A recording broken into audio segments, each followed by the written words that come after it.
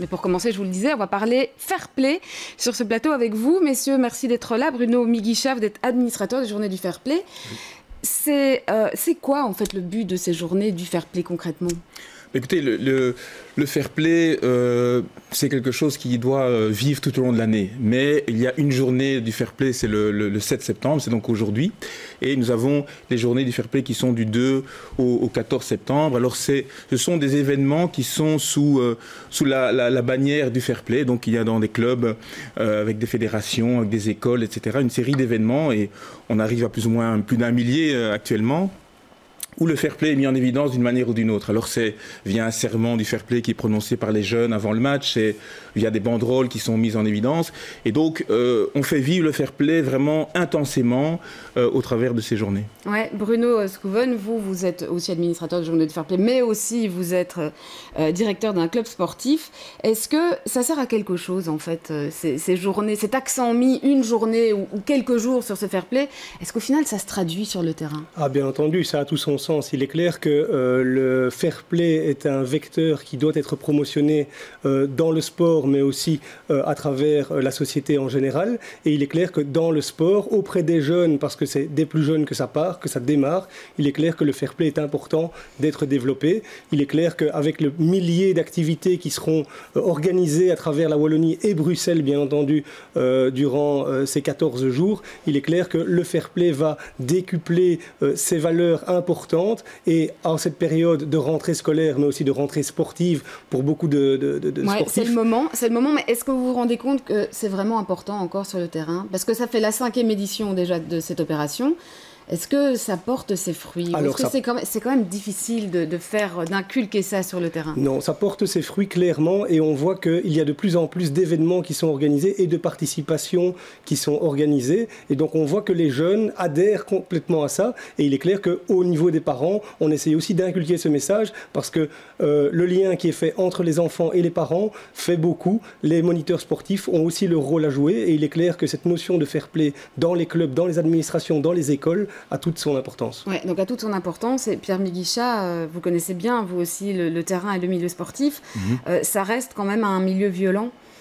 Bah écoutez, c'est vrai qu'il y a certaines disciplines, pour prendre le football par exemple, pour en citer une, mais bon, je peux en citer d'autres où il y a un peu parfois de violence, où il y a des incidents qui se produisent chaque année au bord des terrains, sur les terrains. Oui, et on ne parle pas forcément des grands matchs, hein, on parle des même clubs au niveau amateur, effectivement, on a déploré des incidents majeurs. Et donc, c'est important qu'il y ait ces journées qui soient organisées. On a ce fameux slogan, le fair play est un sport, qu'on essaie de faire véhiculer partout, donc je l'ai dit au travers de banderoles. Également, il y a un hashtag d'ailleurs, le fair play est un sport. Donc tous ceux qui veulent soutenir cela, c'est important. Pas seulement le 7 septembre, mais tout au long de l'année. C'est pour ça que le Panathlon Wallonie-Bruxelles, nous organisons des entraînements du fair play, donc dans des clubs sportifs. Nous organisons aussi des expositions photos. On a vu tout à l'heure quelques images d'exposition. On organise également un festival du film du fair play, du film sportif, mais où on met en évidence évidemment le fair play, bien entendu. Et puis, il y a également ce concours graphique, un concours de dessin, où on invite les jeunes dans les écoles à quelque part imaginer ce que représente le fair play pour eux. Et donc, chaque année, on a vraiment des œuvres magnifiques. D'ailleurs, l'œuvre Le fair play est un sport. Ça vient justement d'un des participants à ce concours. Oui, mais c'est pas facile quand même pour ces jeunes, non? Parce que Bruno Schouwen, ils peuvent avoir aussi des exemples, et il y en a beaucoup d'ailleurs qui sont transmis au niveau médiatique, parce que leurs aînés ne sont pas forcément justement un bon exemple pour eux. Quand on voit alors la violence dans le milieu sportif, à un niveau professionnel, dans le foot, mais aussi la tricherie ou le dopage, par exemple. Ça ne vous sert pas dans votre cause, ça? Il faut forcément relativiser aussi. Il y a de très beaux mouvements qui sont faits, de très beaux moments qui sont faits à travers tous les coins des clubs sportifs et des terrains de sport en Belgique. Il est clair que les médias ont parfois, malheureusement, tendance à mettre en avant un événement un peu plus choquant. Oui, ce sont des réalités. Ce sont des réalités, mais on ne voit pas des images assez régulièrement qui se passent aussi tout au long des week-ends, de gens qui se serrent la main, de gens qui se respectent, et ça aussi, ça a son rôle. Mais il est clair que ces petites choses-là, des plus grands et notamment des vedettes, vient enrayer parfois le travail de fair play qui doit encore être maintenu.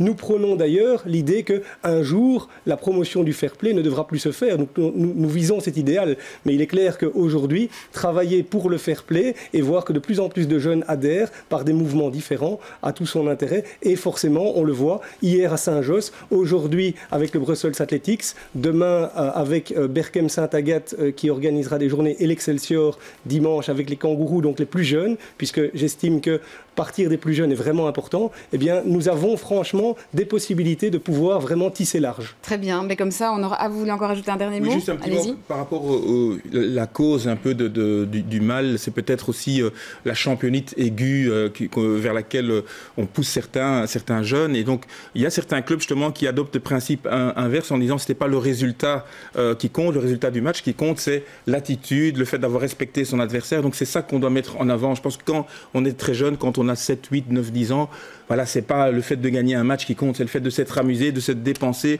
et surtout d'avoir passé un moment de convivialité avec un esprit sportif. Et donc ça, là, évidemment, les directeurs de clubs sont aux premières loges et en première ligne. Et les entraîneurs aussi, bien pour entendu. Développer ces valeurs-là, évidemment, chez les jeunes. Merci à tous les deux pour ces précisions. Vous avez d'ailleurs bien développé toutes les activités que l'on peut retrouver, évidemment, en détail sur votre site.